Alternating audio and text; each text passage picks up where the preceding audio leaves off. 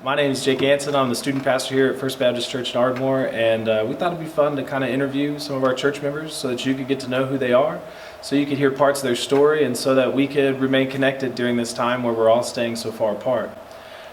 Somebody I want to introduce you to first is Greg Elliott. Greg's a friend of mine, and he's been here, part of this church, probably longer than I have, much longer than I have. And it's an honor to kind of know you and to get to spend time with you, but also to watch you as a dad. Whenever my little girl was born, Greg, I looked to you as a daughter dad, knowing that you have a son, but also I love the example that you've been in raising your girls. And man, you've been an encouragement to me. And our church might not know this as a whole, but Greg normally sits behind me in Fusion, and I can hear him sing and his family sing. And it's just a celebration every Sunday when I see them gather together. And we want to take a minute, talk to him about his story, and maybe one day we'll get to hear yours. So thanks for tuning in. Feel free to check us out, and let's see what we get to hear today. Would you mind just starting out with telling us where and how you met Jesus and what that story of your personal testimony looks like? I was raised in the church, started out in the Presbyterian church, and when I was young, and then we kind of shifted from the Presbyterian over to the Baptist. And so as a young, grade schooler and middle schooler, I attended Falls Creek with my grandparents' church, Southwest Baptist. And so what I'm going to say is, don't take this the wrong way, but I was saved the first time at Falls Creek. Yeah. I was caught up. It was an emotional salvation. And when I say that, it means it didn't change my heart. Yeah. My personal life didn't change. I still did the stupid things that I was doing. And so it didn't really work. And so I started out doing some things not good in 6th grade. And unfortunately, I got some of my friends to do some of the same stupid stuff.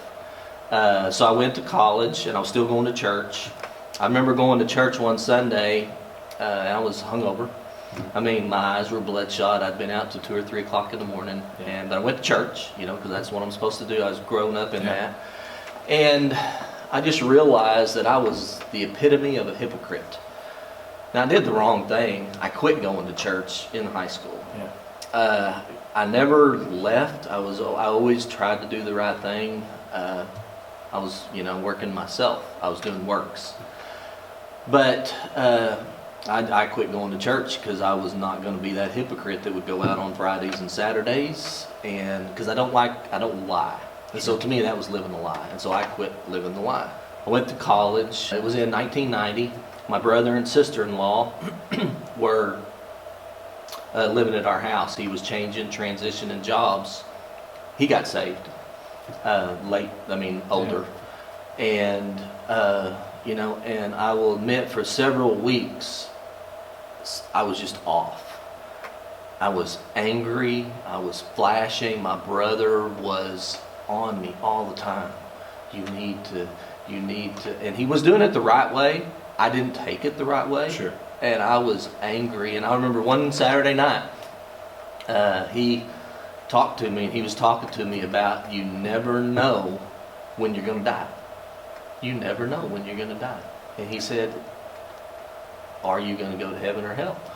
And he just kept on me. And I literally, when I left that discussion, I had hate. And I know that was the enemy working on me and playing things. And so sometime during that night, I was like, okay, I'm going to go to church tomorrow.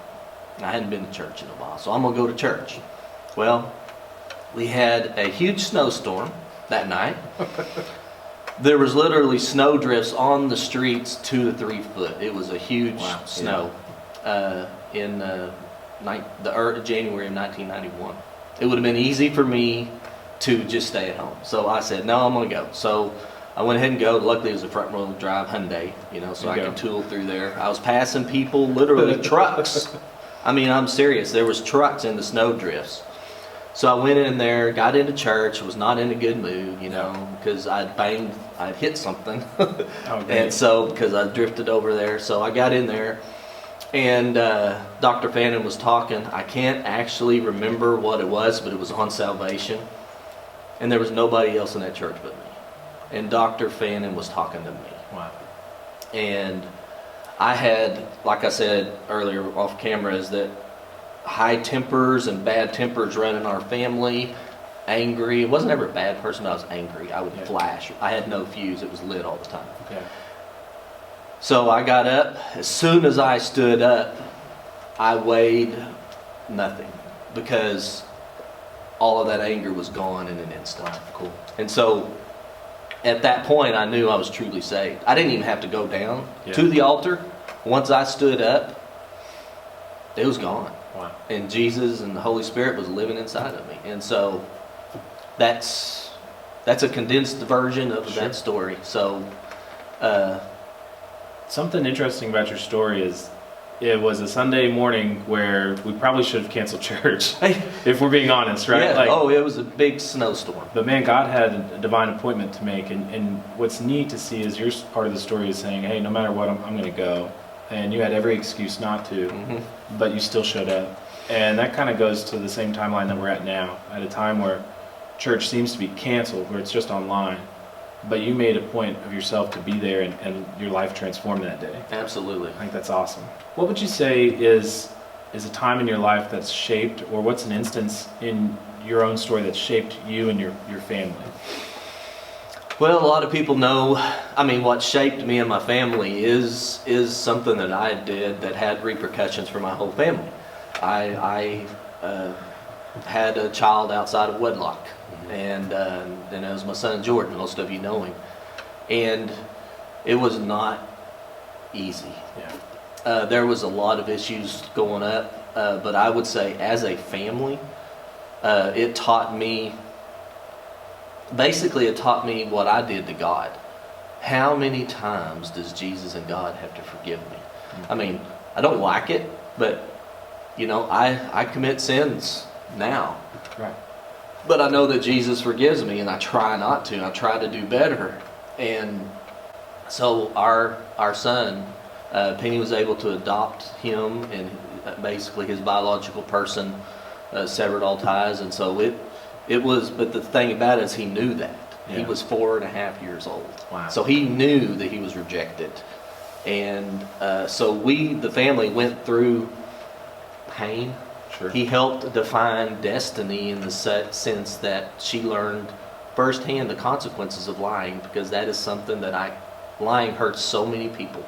Yeah. Not just the sinner, or the person that lies, but everybody else. So that defined our family. It traumatized Olivia to see him leave the last time before I wouldn't let him come back, when he actually ran away and went out and lived on his own. Right. So just dealing with that and going through that for years is what defined us. And then the blessed thing was we turned him over to God, and it took several years, but he's home. Awesome. He is a Christian. He's got a lovely wife, and so I'm excited that he's back in our lives. When he came back, we saw that he had changed, Right. and it's like he had never left. Yeah. And so you got to be able to forgive, and because Christ and God forgive us, and you've got to be able to forgive, and you got to be able to leave that in the past. And there's still been trust issues. Sure. But he has not violated that trust since.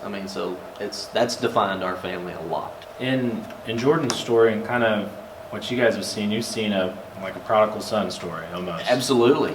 You've seen him kind of want one thing and run from you guys. And how hard was it to let him go? I can't imagine as a dad what that would feel like. You've mentioned a Dear Jordan letter that you've written him, and how did you know you were doing the right thing? Because I'm sure there are parents, not even just in our church, but all over the world, that are wrestling with holding on, and then what do we need to do? Sorry. That's all right. It was probably the hardest thing I've ever done. If not, it's the top two. Yeah. Because I was worried that he was going to kill himself.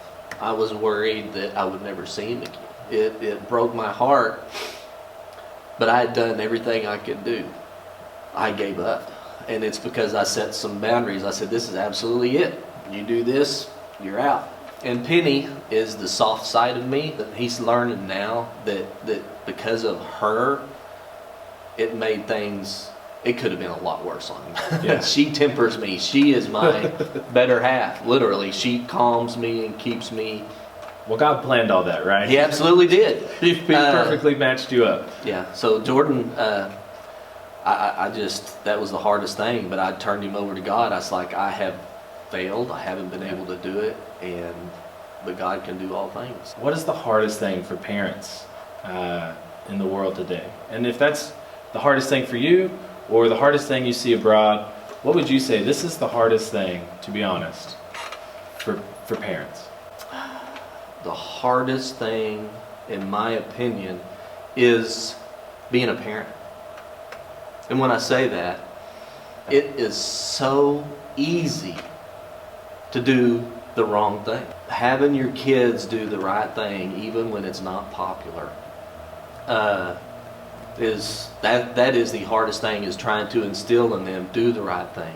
And what I always said is, you need to do the right thing when I'm not there, because God is always watching. And the hardest thing is to really discipline your children, because that's hard. Yeah. It's so much easier to let them get away with a little something. Right. But you start getting away with that, then it grows and grows and grows. So that, to me, that is the hardest thing, is being a parent. Yeah. And being a parent means teaching your kids right from wrong and holding them accountable.